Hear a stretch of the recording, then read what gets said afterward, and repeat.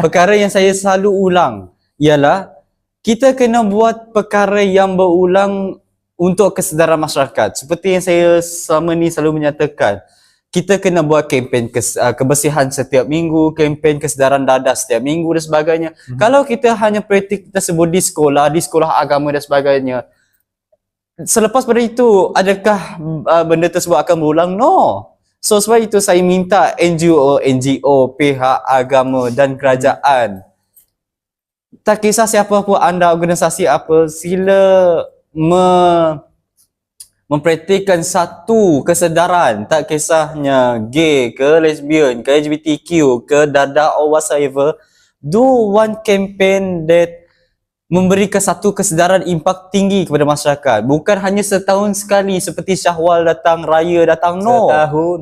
Hanya sekali. Dia bukan raya perayaan, no.